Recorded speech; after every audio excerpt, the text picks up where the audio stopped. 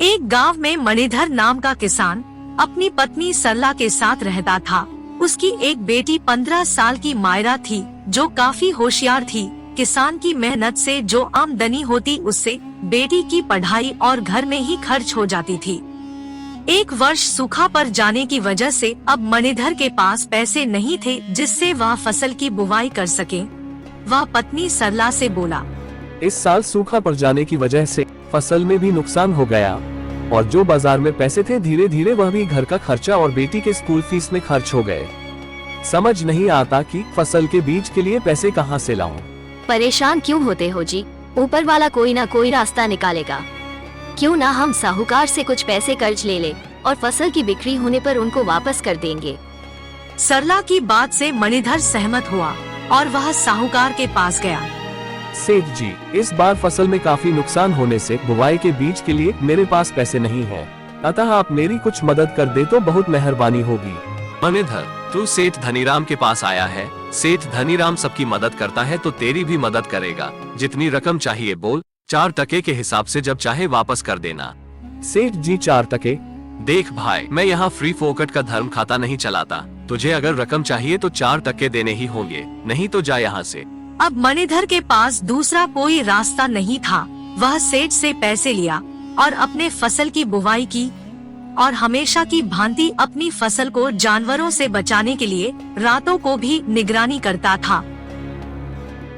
एक रात निगरानी के दरमियान एक जहरीले सर्प ने मणिधर को डस लिया और मौके पर ही मणिधर जमीन पर गिर पड़ा और सहायता न मिलने से उसकी मृत्यु हो गई। मणिधर के गुजर जाने के बाद मानो कुदरत का कहर बनकर उसके परिवार पर टूट पड़ा हो। बेटी मायरा और सरला दोनों बहुत दुखी और उदास रहने लगे और उधर खेतों की समय पर देखरेख न होने से इस वर्ष की फसल भी बर्बाद हो गई। सरला पर जिम्मेदारियों का बोझ बढ़ता ही चला जा रहा था। एक तरफ साहूकार का कर्ज तो दूसरी तरफ मायरा भी बड़ी हो चुकी थी। उसकी शादी की चिंता उसे खाए जा रही थी। ऐसे ही समय बीतता गया। एक दिन साहूकार आया और बोला, आज पूरे 2 साल हो गए पैसे उधार लिए हुए, अब तक तुम लोगों ने एक पाए भी वापस नहीं किया। अब तो मुझे मेरे पैसे चाहिए। सेठ की ऐसी बातें सुन सरला बहुत परेशान होती है और बोलती है, सेठ जी, मुझे कुछ दिन का और समय दे, मैं आपकी पूरी कर्ज चुका दूंगी। कहाँ से चुका दोगी? पैसे आसमान से बरसेंगे क्या? सरला, मैं तुम्हारी मजबूरी समझता हूँ, इसलिए तुम्हारी मदद करने मैं तुम्हारे पास आया हूँ। कैसी मदद सेठ जी? तुम्हारे पति के गुजरने के बाद अब घर चलाने के साथ साथ मुझसे लिया हुआ कर्ज और बेटी की शादी की जिम्मेदारी तुम कैसे पूरे कर सकोगी? मेरे पास एक रास्ता है जिससे तुम इन सारी जिम्मेदारियों से मुक्त हो सकती हो। अपनी बेटी की शादी मुझसे कर दो तो मैं अपना पैसा भूल जाऊंगा और तुम अपनी बेटी की जिम्मेदारी भूल जाओ। यह आप क्या कह रहे हैं सेठ जी? देखो, तुम्हारे पास 2 रास्ते हैं। मेरे पैसे सूद समेत वापस कर दो या तो अपनी बेटी के ब्याह मुझसे कर दो। इतना सुन सरला सेठ के अंदर चल रहे काले खोट को समझ जाती है। हे भगवान, ये कैसी परीक्षा ले रहे हो मुझसे? चलो एक प्रस्ताव रखता हूँ तुम्हारे सामने, हो सकता है भगवान तुम्हारी मदद कर दे। एक थैली में 2 कंकड़ रखता हूँ, एक काला और दूसरा सफेद। थैले से तुम्हारी बेटी को एक कंकड़ निकालनी होगी।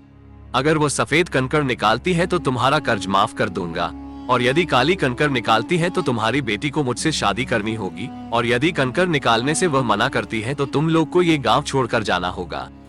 सेठ की ये प्रस्ताव सुनते ही बेटी मायरा सेठ की सारी चालाकी समझ जाती है। मुझे आपका प्रस्ताव मंजूर है, लेकिन मुझे एक दिन का समय दीजिए। मैं चाहती हूँ कि इस प्रस्ताव का निर्णय पंच के सामने हो।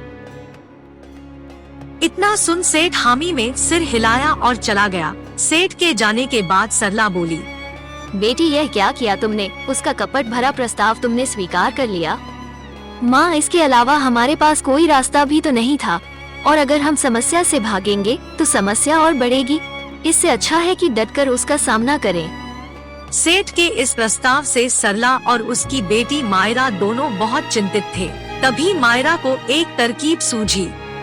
अगले दिन सुबह होते ही वह रास्ते से कंकड़ उठाकर लाई और अपने दरवाजे पर छींट दिया। कुछ ही देर बाद सेठ और पंच वहां पहुंचते हैं। शर्त की सारी बातें उनको बता दिया जाता है। सेठ पंच के आंख में धूल झोंकते हुए 2 कंकड़ नीचे से उठाया और थैली में डाल दिया। फिर बोला, इस थैली में एक सफेद कंकर और दूसरा काला कंकर है। अब इसमें हाथ डालकर एक कंकर चुनो। अगर सफेद निकली तो तुम लोग कर्ज मुक्त हो जाओगी, यदि काली निकली तो मुझसे शादी करनी होगी।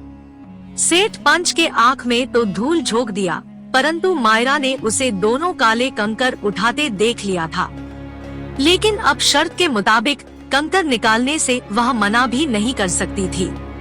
उसने थैले में हाथ डाली और एक कंकर चुना तथा थैले से हाथ निकालते ही उसने निकाला हुआ कंकर जमीन पर गिरा दी। जमीन पर कंकर गिरते ही बाकी सब कंकरों में निकाला हुआ कंकर भी मिल गया। ओह, मेरे हाथ से कंकर फिसलकर नीचे गिर गया, लेकिन अभी भी कोई बात नहीं बिगड़ी है। अभी भी थैले में एक कंकर है जो मैंने नहीं चुना। उससे हम पता कर सकते हैं कि मैंने कौन सा कंकर निकाला था। अब पंच के सामने थैले से दूसरा कंकर निकाला गया तो वह काला कंकर बचा हुआ था। पंच के समक्ष ऐसा माना गया कि लड़की ने सफेद कंकर का चुनाव किया था। शर्त के मुताबिक सरला का कर्ज सेठ को माफ करना पड़ा और शर्मिंदगी का तमाचा लिए सेठ वहां से निकल गया। समस्या कितनी भी बड़ी क्यों ना हो, तरीका बदलने से समाधान निकलता ही है।